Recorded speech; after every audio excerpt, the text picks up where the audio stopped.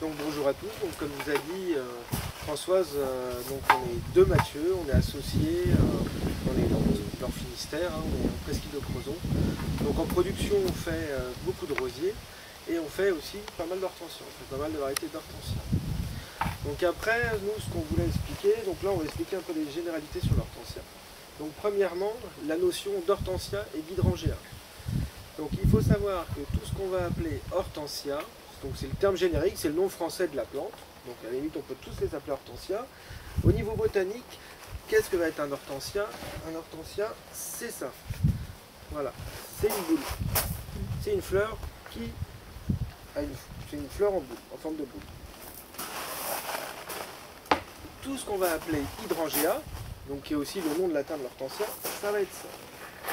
Notamment tout ce qui va avoir une fleur plate. Voilà. Donc c'est non seulement une fleur plate, mais c'est aussi les paniculata, voilà, les fleurs en cône. Donc en gros, globalement, tout le reste c'est hydrangea et tout ce qui est fleurs en boule, c'est de l'hortensia. Donc au niveau de l'hortensia, donc au niveau de la plantation, donc suivant les variétés, on va démarrer déjà par cela, par exemple, tout ce qui est macrophylla. Le macrophylla, ça regroupe plusieurs variétés, ça regroupe les fleurs boules, aussi les fleurs plates, mais ça regroupe aussi les Macrophylla serrata qui sont les autres fleurs plates ici. Voilà. Donc ça, c'est des plantes qu'on va privilégier pour une plantation plutôt mi-ombre, ombre mi-ombre. Donc c'est-à-dire qu'ils vont tolérer le soleil jusqu'à 14 heures à peu près. L'après-midi, certaines variétés peuvent aller au soleil, par contre il faut qu'il y ait de l'eau. S'il n'y a pas d'eau, l'hortensia a beaucoup de mal à pousser. Donc, mi-ombre, si c'est un peu plus sec, ça va plutôt être mi-ombre. S'il y a plus d'ensoleillement et qu'il y a de l'eau, on peut les mettre un peu au soleil. Après, vous allez avoir donc, ces variétés-là, les paniculata, qui eux ont le gros avantage de pouvoir aller en plein soleil. Après, peu importe le sol, que ce soit acide, calcaire, en plein soleil. Donc l'hortensia va préférer un sol acide. Ça ne veut pas dire qu'il faut vraiment que le pH soit très bas. Il ne faut pas que ça soit vraiment très acide. Mais il va quand même préférer l'acidité. Ce qui va déterminer aussi sa couleur. Donc pour une plantation, un hortensia, vous allez lui mettre de la terre de bruyère avec votre terre de jardin. Ne pas mettre que de la terre de bruyère. On va dire que pour un hortensia, sur vanne, n'ayez pas peur de mettre de la terre de bruyère. Vous mettez à peu près un demi-sac par hortensia. C'est important pour alléger le sol et qu'il ait une meilleure préemption de l'eau. Donc terre de bruyère et vous mettez aussi un peu de fumier parce que forcément l'hortensia a besoin de se nourrir. Donc vous mettez du biofertile à la plantation. Donc vous faites un bon mélange, vous faites un trou à peu près du double du pot dans lequel vous mettez donc terre de bruyère et biofertile. Donc de là vient le problème de la couleur. Donc vous avez bien fait votre plantation. Après, vous allez avoir des hortensias selon le degré d'acidité. Si on est au-dessus de 5 de pH, 5, 5,5 de pH, on va avoir une fleur rose. Si on est à 4,5, 5, 5,5, on va avoir une fleur bleue. Et après, sinon, elle peut être rose à nouveau. Donc après, c'est vraiment le degré d'acidité qui va faire la couleur de votre hortensia. Donc dans le cas où vous avez un hortensia rose, bah, tout simplement, ce que vous pouvez faire, c'est rapporter du sulfate d'aluminium. Donc, d'où la raison dont on parle souvent de piler de l'ardoise. Dans l'ardoise, il y a bien du sulfate d'aluminium. Il n'est pas assez concentré pour faire bleuir l'hortensia. Donc, il faut vraiment du sulfate d'aluminium 1 à 2 fois par an, selon la correction à faire. Donc, vous allez mettre une première fois au mois d'octobre et une deuxième fois au mois de février. Donc, si c'est un rose, ça sera facile, il peut devenir bleu. En pot, c'est très simple. En pot, c'est juste un petit entretien. En gros, pour un pot, pour qu'un hortensia puisse bien vivre en pot, on va dire 35 litres, c'est une cuillère à café de sulfate d'aluminium. En pleine terre, ça sera un peu plus à doser. Ce qui sera un peu plus complexe, c'est pour là, dans le cas où les gens ont des fleurs mauves, là par contre, c'est vraiment que votre sol est très acide, là, ça sera quand même plus compliqué de revenir sur du bleu. Donc là, dans ces cas-là, il faudra faire ce qu'on appelle un amendement calcique. Donc soit des sables d'origine calcaire, le fumier peut aider un peu aussi, mais ça sera quand même un peu plus compliqué. De passer du rose au bleu, c'est quand même plus simple. Alors, pour le paniculata, il va quand même lui aussi aimer le côté acide, sauf que pour lui, il n'y a pas besoin de mettre de sulfate d'alumine, parce que de toute façon, il sera toujours blanc. Il peut se colorer en rose. Il y a même beaucoup de variétés qui se colorent en rose en fin de floraison. Par contre, il sera toujours rose, qu'il soit là par contre en sol acide ou calcaire. Même s'il préfère l'acidité, en calcaire, ça ne l'empêchera pas de garder ses couleurs et de se transformer en rouge. Voilà pour les couleurs et pour la plantation. Donc après, au niveau de la taille. Alors, donc on va partir sur le cas classique, l'hortensia classique, le macrophylla, qui soit à tête plate ou à boule. Donc pour être bien, il n'y a qu'une seule taille à faire par an. Et donc on va le tailler après les gelées, au mois de mars. S'il y a des gelées tardives, on attend. Donc c'est-à-dire que tout l'hiver, vous allez le laisser avec sa fleur fanée dessus, sur le plant.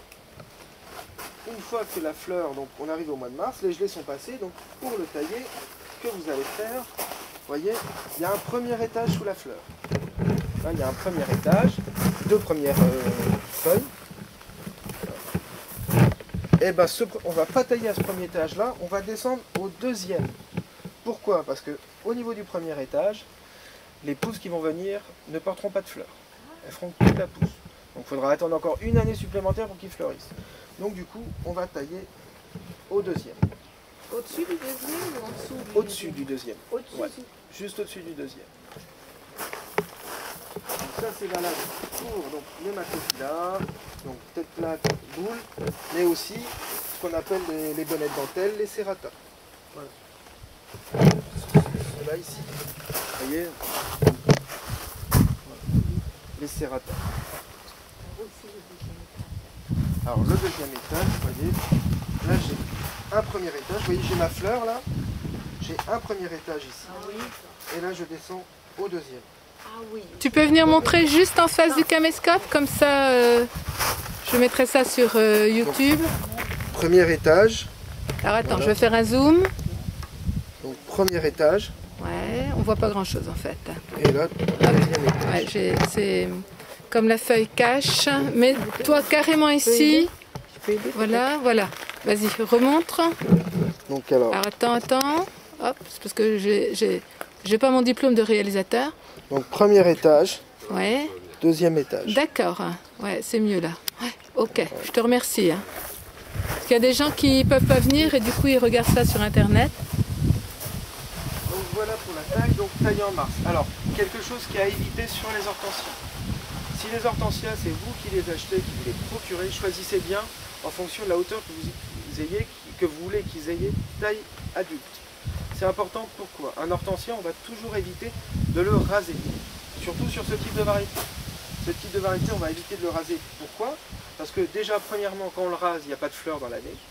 Parce qu'il faut savoir que tout ce qui est hortensia de cette famille-là, ils fleurissent sur le bois de 2 ans. C'est-à-dire qu'ils commencent d'ores et déjà maintenant à préparer leurs fleurs pour l'année prochaine. Donc si vous le rasez au mois de mars, vous n'aurez pas de fleurs dans l'année. Donc surtout bien choisir vraiment la hauteur qu'on veut, si on a un hortensia d'1,20 m, d'1,50 m, ainsi de suite. Voilà. Et deuxième raison pour laquelle il vaut mieux éviter de le couper à ras, c'est qu'un hortensia, plus vous le taillez à ras, vous aurez qu'à remarquer, plus il poussera haut, et plus il aura tendance à s'avachir et à retomber, à se dégringander sur les côtés. Donc un hortensia, vraiment, on va éviter de le tailler trop court. Bon, si on n'a pas le choix, on le fait, mais bon, sachez que c'est quand même problématique au niveau de son port. C'est-à-dire que si tu tailles très court, au final, le résultat est opposé à ce que tu veux, c'est que ça va être encore plus grand que... Il va être encore plus grand, ou au moins il va avoir des grosses pousses, des plus grosses pousses que ce qu'il a à l'ordinaire. On ne pourra rien y faire. On ne peut rien y faire. Ça, on peut pas faire. Et si elle taille légèrement, il sera un peu moins haut? Non? Ouais, Non. mais il aura quand même, le problème c'est qu'il aura quand même une tendance à avoir un port dégingandé. Si on fait qu'une taille de moitié par exemple, il aura quand même tendance à prendre un mauvais port et à pousser quand même beaucoup. Et du coup à faire des pousses plus grêles et plus fines. Donc par contre on va pouvoir on va pouvoir faire une taille sévère. Par contre c'est là l'intérêt de ce genre de plante. Donc tout ce qui est hortensia, donc paniculata, donc fleurs en cône ou les arborescents, ceux-là des fois même ça peut être bénéfique la taille.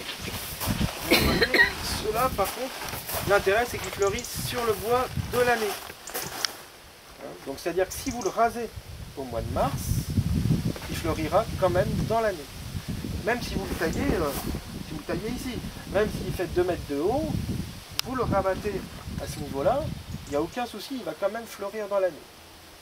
Et lui, par contre, ça ne lui posera pas de problème de port, bien au contraire.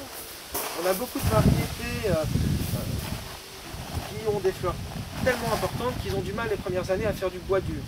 Hein, parce qu'ils sont balancés, donc ils ont du mal à faire du gros bois. C'est un peu ce qu'on reprochait au démarrage au vanille-fraise avant de se rendre compte que finalement, au bout des années, si on le taillait bien les premières années, il faisait du bois plus important, on avait un hortensia qui par la suite devenait solide et devenait costaud. Donc n'ayez pas peur sur certaines variétés justement de tailler de moitié tous les ans, du moins les premières années.